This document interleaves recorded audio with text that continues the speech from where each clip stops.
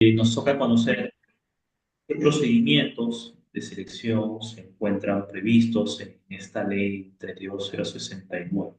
Bien, para tal efecto vamos a continuar con las láminas. Bien, ¿cuáles son estos procedimientos de selección competitivos? ¿No? En la ley 32069 se divide por sin modalidad y abreviadas. Es decir, existen procedimientos de selección competitivos sin modalidad y procedimientos de selección competitivos abreviados. Como también vamos a encontrar procedimientos de selección competitivos con modalidad diferencial. Bien. En procedimientos de selección competitivos sin modalidad, este primer grupo en la normativa, la ley 32069, lo regula para la licitación pública para la adquisición de bienes, licitación pública para la ejecución de obras, el concurso público de servicios para la contratación y la prestación de servicios, como también concurso público para la consultoría y servicios de mantenimiento vial. Bien. Un segundo grupo de procedimientos de selección competitivo y abreviado cuya naturaleza es que los procesos sean más cortos en función también al valor del procedimiento de selección. Tenemos en este grupo a la licitación pública abreviada para la adquisición de bienes.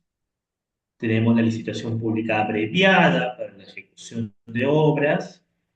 Tenemos el concurso público abreviado, ¿no? Para la contratación de la prestación de servicios, como también tenemos el concurso público para la contratación de expertos y gerentes de proyectos. Eso en cuanto a un procedimiento de selección competitivo y abreviado, ¿no? Cuya naturaleza, conforme comenté hace un momento, a diferencia de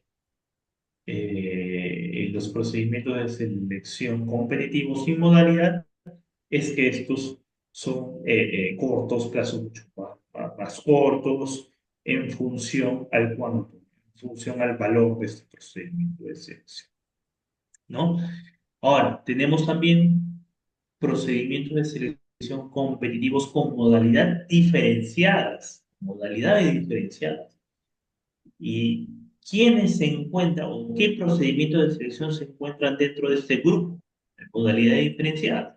Tenemos la licitación pública para bienes especializados, distintos a los bienes comunes, ¿no?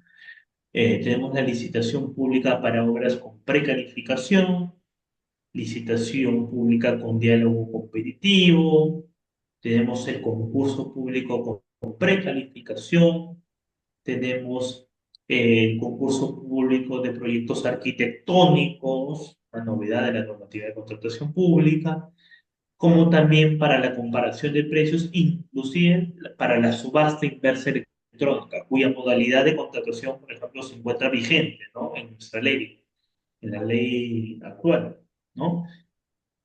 Ahora, por ejemplo, la subasta inversa electrónica la encontramos como una modalidad diferenciada, precisamente por esa naturaleza distinta, ¿no?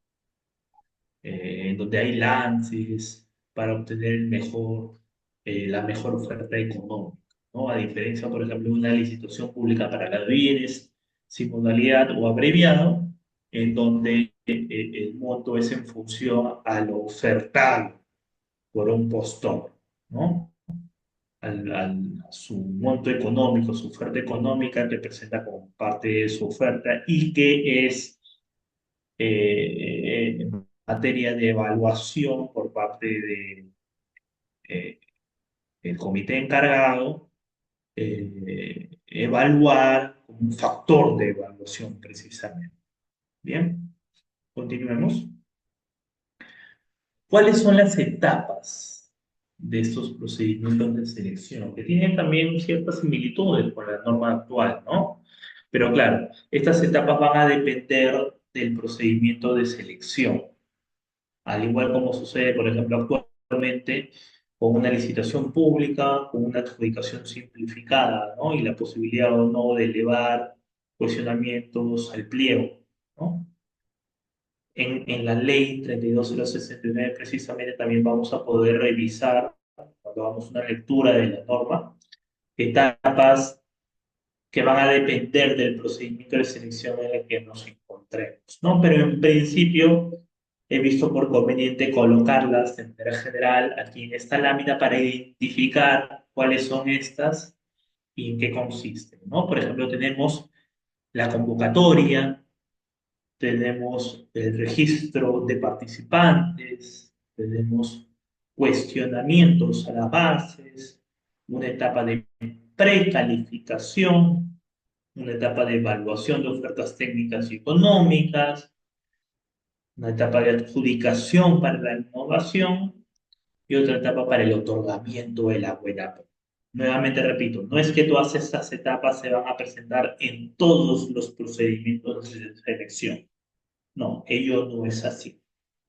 Ello dependerá del procedimiento de selección en el que nos encontremos. Por eso es importante revisar la sección correspondiente del reglamento de la ley 32069 para poder advertir, así como la normativa de contratación actual, qué etapas tiene cada procedimiento de selección. Bien. Ahora, la convocatoria. ¿Qué es necesario en la convocatoria para convocar un procedimiento de selección? Lo primero, como surge actualmente, es identificar a la entidad contratante, ¿no? ¿Qué entidad contratante busca satisfacer una necesidad pública? Bien, entonces en la convocatoria se debe identificar esa entidad contratante, ya sea un ministerio, ya sea un programa, ya sea un gobierno regional, ya sea un gobierno local, entre otros, ¿no? Pero se debe identificar la entidad contratante. ¿Qué más? Se debe identificar el procedimiento de selección, ya sea una licitación pública, un concurso público, una subasta inversa electrónica, etcétera, así como su objeto, ¿no?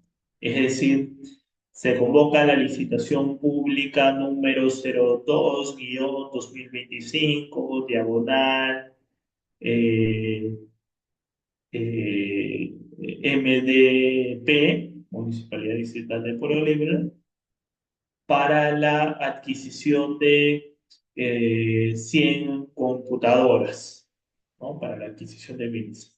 Entonces, nótese que estamos identificando el procedimiento de selección, ¿no? Que vendría a ser la licitación pública, así también como su objeto, identificando el objeto, que es la contratación precisamente de estos bienes. ¿Qué más? Con ocasión de la convocatoria se debe indicar los instrumentos internacionales bajo cuyos alcances se encuentra cubierto el procedimiento de selección, ¿no? Es decir, de ser el caso, la normativa que se emplea precisamente en el marco del procedimiento de selección y que sirve como alcance, ¿no? Ello surge mucho en los casos en donde se encarga un organismo internacional, ¿no? Que tiene particularidades distintas, ¿no? Como también con ocasión de la convocatoria se deben indicar las bases, ¿no? Las bases, ¿qué son las bases? Las reglas que deben seguir los postores que se presentan en un procedimiento de selección a efectos de que sean cumplidas al momento de presentar sus ofertas técnicas, sus ofertas económicas y para efectos de obtener, digamos, la buena prueba y suscribir el contrato correspondiente, ¿no? ¿Qué requisitos debe tener también al momento de convocarse el procedimiento de selección? Tiene que haber un expediente de contratación aprobado, tiene que estar aprobado el expediente de contratación, tiene que tener bases, ¿no? Esas reglas definitivas que comento yo en función del cual los posores deben regir su participación y presentar sus ofertas en función a ellas. Y se debe realizar también esta convocatoria a través del SEACE y de esta plataforma que comentaba al inicio de mi exposición, novedad de la ley 32069, que es la PRAVI. Bien, entonces es importante que, por ejemplo, las ofertas que presenten los postores, si es que aquí en clase existen, además de actores de la entidad, proveedores del Estado, que presenten sus ofertas en función a las bases integradas del procedimiento de selección, ¿no? En cumplimiento de estas, ¿no? Ya sea adjuntando como parte de sus ofertas los documentos previstos en las bases para la admisión de estas, para la etapa de admisión, así como también los requisitos previstos en las bases para la calificación de las ofertas, ¿no? Se me ocurre, si es que para la admisión de ofertas las bases prevén como una exigencia la presentación de documentos técnicos, ya sea brochures, ya sea catálogos, folletos, para acreditar 5 especificaciones técnicas, pues los postores, para efectos de evitar que sus ofertas sean declaradas no admitidas por ese extremo, pues deben adjuntar como parte de sus ofertas estos documentos técnicos que acrediten precisamente esas especificaciones técnicas identificadas previamente por la entidad de las bases. ¿Bien?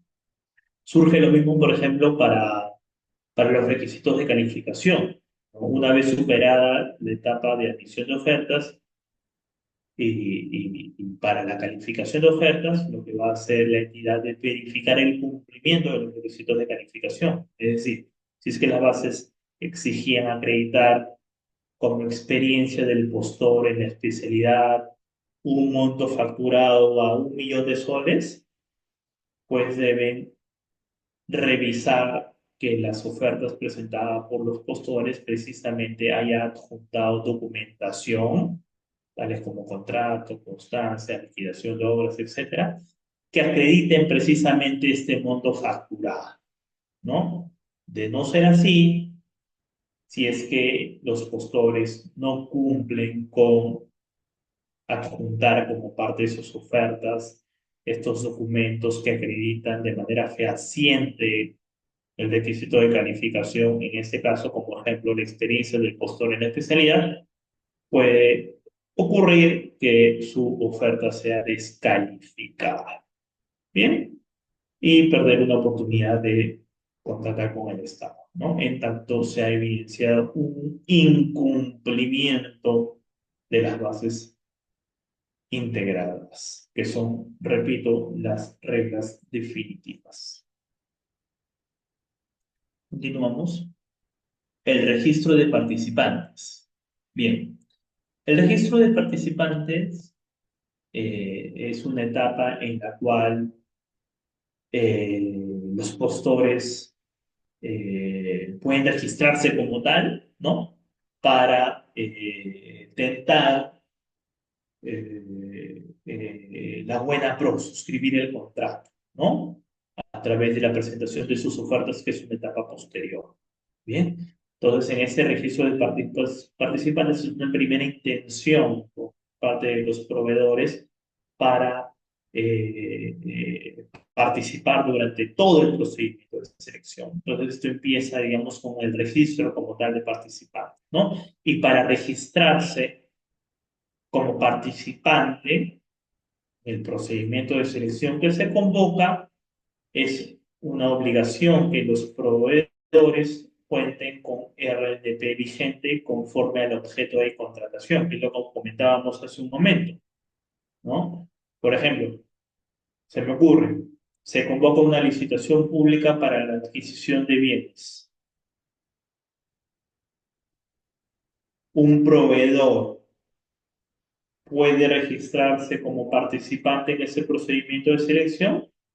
Sí, claro. pero siempre y cuando cuente con un RNP, Registro Nacional de Proveedores vigente, y que también, claro está, que el rubro en el que se encuentre inscrito sea precisamente o corresponda al objeto de la contratación, que sea bienes, ¿no? ¿Cuál es la oportunidad del registro de participantes? Desde la convocatoria hasta antes del inicio de la presentación de ofertas.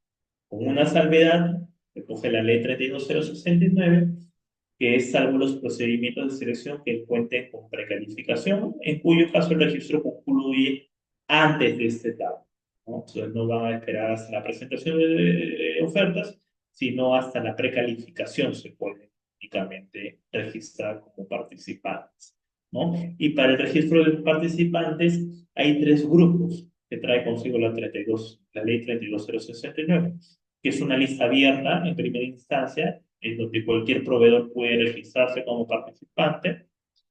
Existe una lista abierta con invitación, en donde la entidad contratante invita a determinados proveedores a registrarse, lo que no obsta, no invalida, no restringe a que otros proveedores puedan registrarse también, cualquier proveedor interesado, solo que a diferencia de la primera, en esta, además de ser abierta, también invitan a determinados proveedores a registrarse.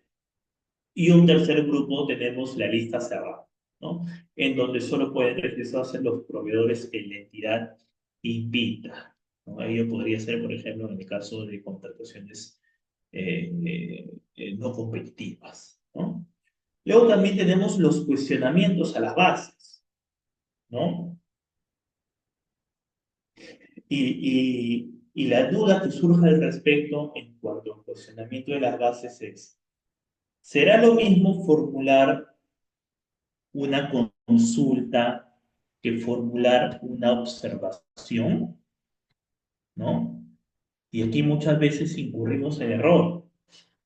¿Por qué? Porque consideramos que la formulación de una consulta tiene la misma naturaleza que la formulación de una observación, cuando ello no es así, son totalmente distintas, ¿no? Tienen, el objeto de la formulación de cada una de ellas es distinto. Por ejemplo, cuando yo formulo una consulta, ¿o qué es una consulta? A las bases. Pues, es un pedido de aclaración o información adicional a las disposiciones que ya se encuentran recogidas en las bases, ¿no? Por ejemplo, las bases no son claras en un extremo. Por un lado, dice que se debe acreditar en un rango entre 1 a 3, y en otro extremo de las bases dice que se debe acreditar esa misma especificación, por ejemplo, en un rango de 3 a 5, ¿no? Entonces, para tal efecto, se formula una consulta. ¿Por qué? Porque es un pedido de aclaración sobre una disposición ya recogida en las bases.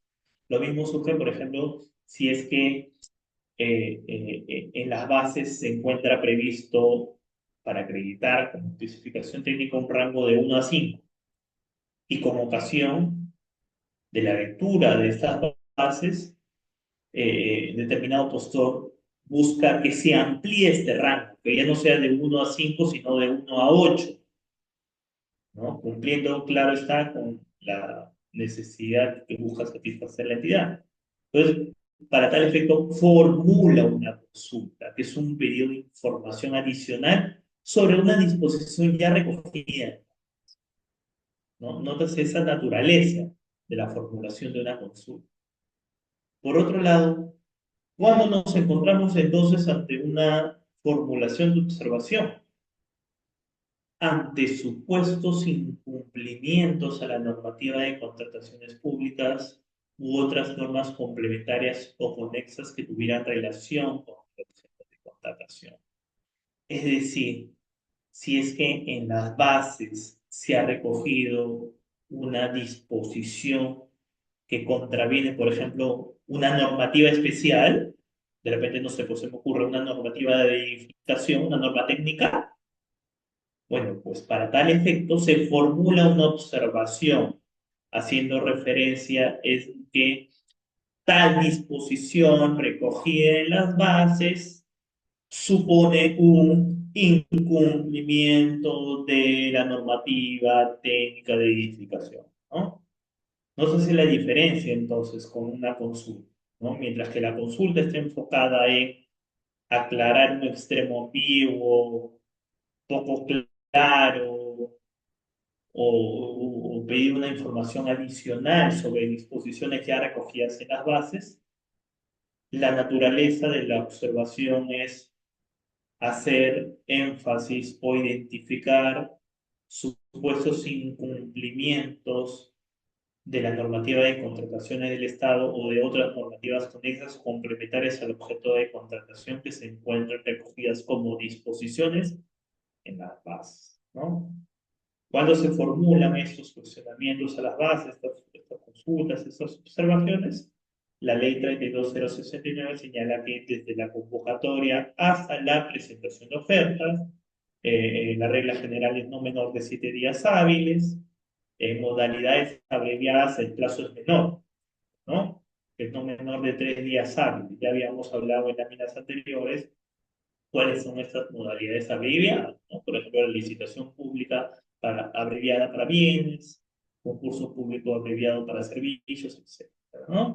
Y estas consultas, estas observaciones que formulan los proveedores deben realizarse a través de la plataforma de la. Bien, continuamos. Contenido de las ofertas. Para que las ofertas sean admitidas, deben contener como mínimo la acreditación de la representación de quien suscribe la oferta, ¿no? En una persona jurídica, ya sea el apoderado, ya sea el gerente general, ya sea el representante legal, pero que acredite que en representación de esa persona jurídica está suscribiendo la oferta, o sea, que tenga los poderes respectivos. En el caso de un consorcio, ¿quién vendría a ser? Vendría a ser el representante común. Bien, el representante común. Para que una oferta también sea admitida, como mínimo, debe contener el pacto de integridad, conforme al formato de las bases que se establezca, ¿no? Cada base integrada tendrá un pacto de integridad que deberá ser suscrito por cada proveedor que se presente y que presente su oferta, ¿no? Consecuentemente. Va a tener que contener también como mínimo las declaraciones juradas que se exigen en las bases, ¿no? En función también, por ejemplo, en las bases estándar, como ahora, ¿no? La declaración jurada de datos del postor, la declaración jurada eh, de cumplimiento de especificaciones técnicas, entre otras, ¿no? Y también de corresponder, de ser el caso, la promesa de consorcio. Yo, persona jurídica que me presento como tal en un procedimiento de selección y que quiero presentar mi oferta, ¿me encuentro obligado de eh, presentar una promesa de consorcio? No. ¿Por qué? Porque estoy participando en el procedimiento de selección como persona jurídica. A diferencia, por ejemplo, de quienes participan de manera social, de manera consorcial, en consorcio, quienes sí se encuentran en la obligación de presentar esta promesa de consorcio y que precisamente es un requisito mínimo para la admisión de las ofertas. Bien. Por su parte, para los requisitos de calificación, que es una etapa distinta a la admisión de las ofertas, ¿qué se evalúa? Se evalúa factores de evaluación para obtener puntaje y también la declaración o la documentación que acredite el cumplimiento de las especificaciones técnicas solo en el caso de bienes. Bien. Los tipos de evaluación de ofertas que prevé la ley 32069, tenemos evaluación de ofertas sin precalificación y ofertas con precalificación. ¿Cuál es una y otra? ¿No? La la evaluación de ofertas, como venía señalando en su momento, puede ser sin precalificación o precalificación dependiendo del procedimiento de selección en el que nos encontremos. Ojo está, no es para todos, es dependiendo del procedimiento de selección en el que nos encontremos, ¿no? Por ejemplo, sin precalificación, el tipo de evaluación es en una sola fase y se subdivide en etapas, ¿no? Que es la admisión de ofertas, la revisión de los requisitos de calificación que prevean las bases integradas, la evaluación técnica y la evaluación económica, ¿no? En una sola fase se subdivide en diversas etapas. Ese es el sin precalificación. Mientras que en precalificación se realiza en más de una fase. Bien, tenemos una fase inicial en donde existe la presentación de ofertas de calificación, las que incluyen la documentación para la admisión de ofertas y aquellas correspondientes a los requisitos de calificación. Y tenemos una fase de precalificación, ¿no? Es ya la presentación definitiva de ofertas por parte de los postores precalificados en la etapa inicial, respecto de las cuales se realiza la evaluación técnica y la evaluación económica. Y en esta fase también puede contener una subetapa, de ser el caso, sobre negociación, diálogo competitivo, en los cuales se presenten ofertas preliminarmente antes de ser presentadas de manera definitiva. Bien. Continuamos. ¿Cuáles son esos requisitos de calificación? Hablábamos, por ejemplo, de requisitos para la admisión de la oferta, ¿no? Y documentos que como mínimo deben contener las ofertas para que sean declaradas admitidas, ¿no? Sin perjuicio de otras que prevean cada bases.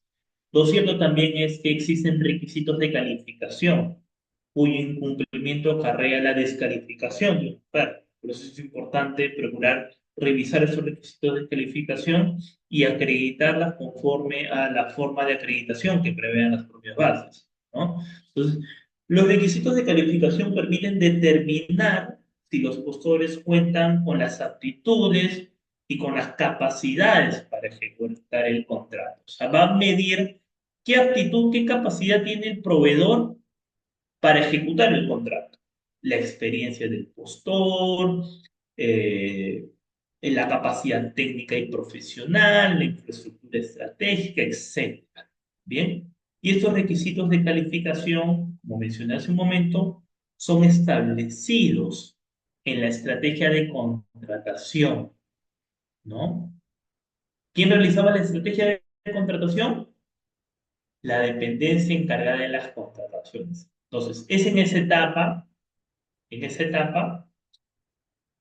en donde se debe establecer los requisitos de calificación y su cumplimiento, el cumplimiento de estos requisitos de calificación debe ser acreditado por los proveedores en función a lo establecido en las bases.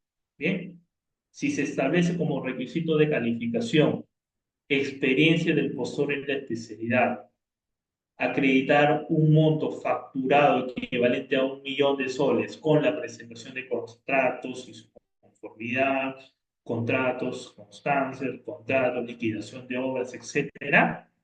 Los proveedores deben acreditar precisamente este requisito de calificación conforme a lo indicado en las bases. Esto es con la presentación de estos documentos exigidos. Bien.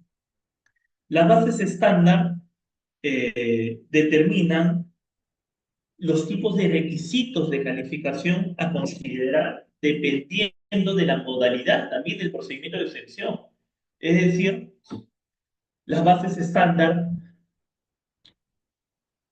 para la licitación pública, para la contratación de obras, va a tener requisitos de calificación distintas a bases estándar de licitación pública para la contratación de bienes, ¿no? Por eso es importante que al momento de formular las bases, estas bases se formulen en función a bases estándar aplicables al procedimiento de selección. ¿Bien?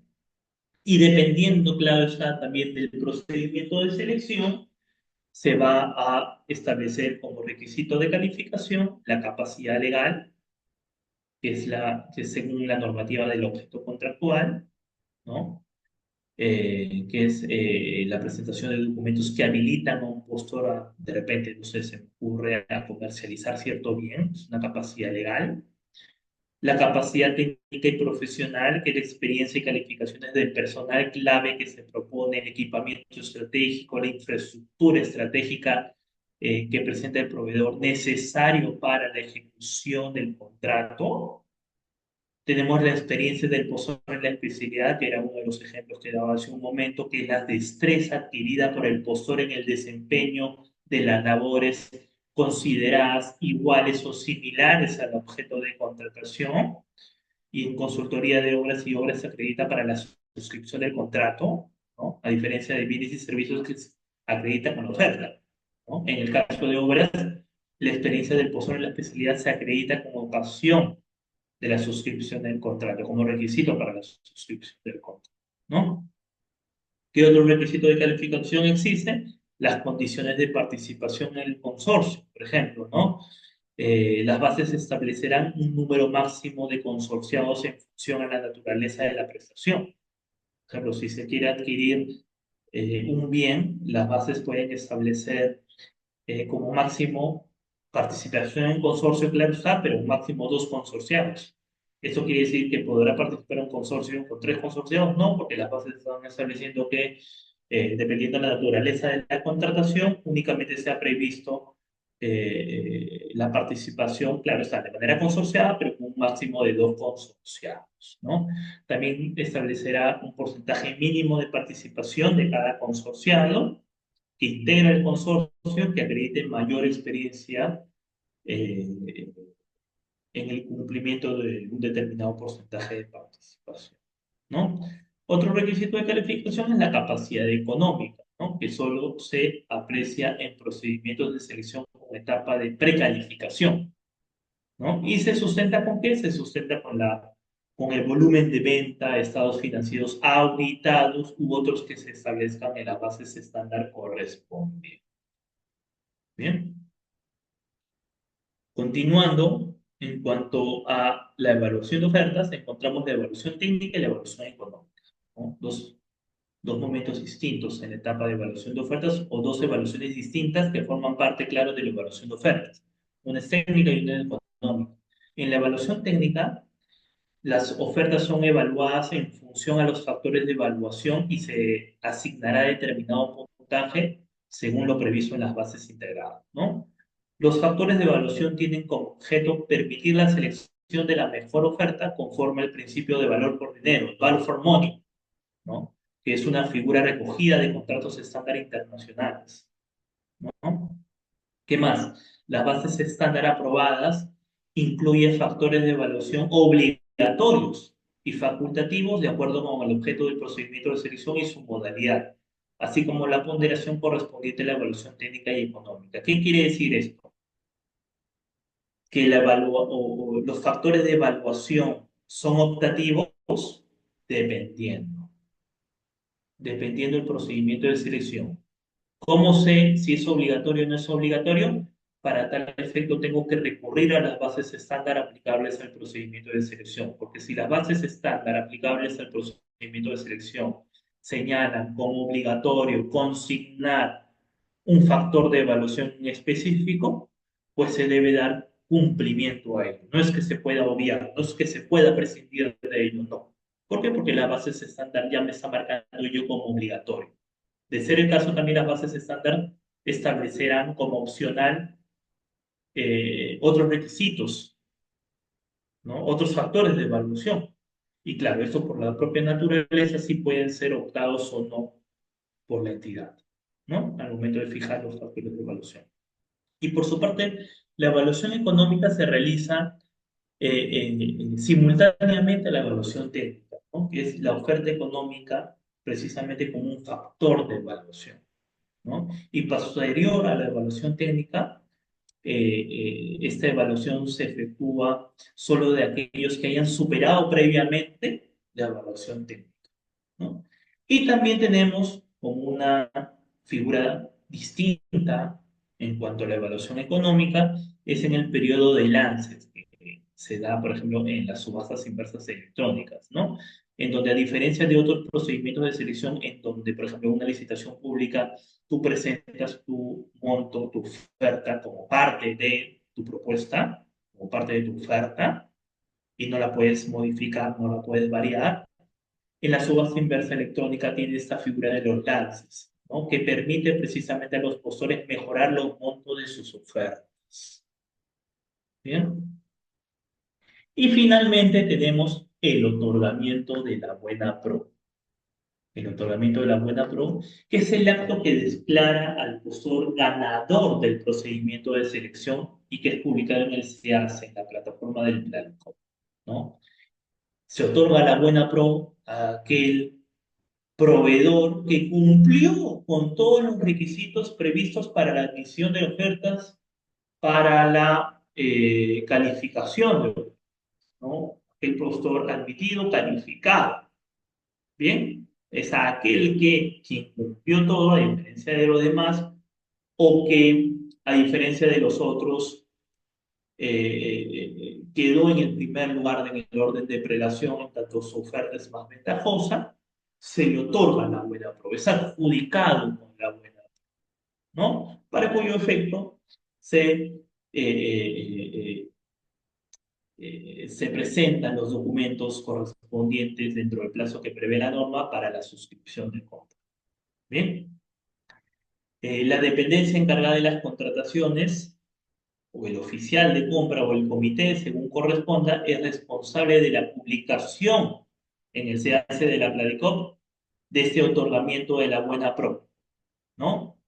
¿Y qué debe publicar con ello? Debe publicar los documentos que sustenten precisamente la calificación de las ofertas de estos postores y la evaluación. Ahora, en caso de empate, ¿cómo yo defino al ganador de la buena pro? La ley 32069 establece un orden de prelación para proceder con el desempate, ya sea a quien tiene mejor puntaje técnico, seguidamente a la microempresa o pequeña empresa integrada por personas con discapacidad o a un consorcio conformado en su totalidad por estas empresas, siempre que acredite tener tales condiciones de acuerdo a la normativa de la materia, cuya acreditación tiene que formar parte de la oferta.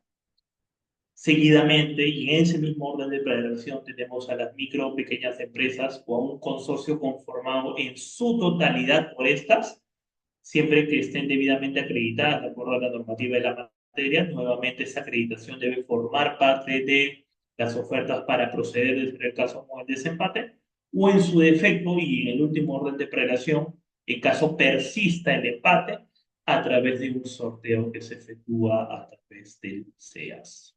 Bien, con ello damos por finalizada la presente clase.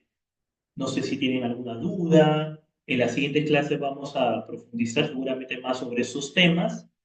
Vamos a tocar también sobre la potestad sancionadora del Tribunal de Contrataciones con el Estado, que ahora con la ley 32069 será el Tribunal de Contrataciones Públicas, ¿no? Así como también vamos a poder revisar cuáles son las nuevas infracciones que prevé esta norma próxima a entrar en vigor. Bien, eso ha sido todo por el día de hoy. Espero que haya quedado claro. Salvo que exista alguna duda, estoy ya no va a poder absolverlas.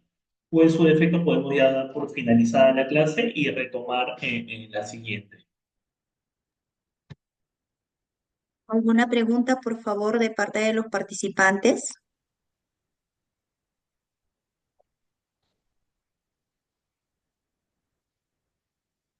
Creo que ha quedado todo claro.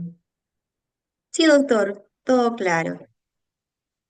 Perfecto. Entonces nos encontramos en la siguiente clase para continuar con el programa del curso, ¿no? Perfecto, Y doctor. seguramente Entonces, ujú. sí, ¿no? Y si es que algún participante tiene alguna duda, alguna consulta, podría formularla también con ocasión de esa clase, ¿no? Entonces estaríamos dando por finalizado el día de hoy. Muchas gracias, doctor. Excelente ponencia. Buenas noches. Gracias. Buenas noches con todos.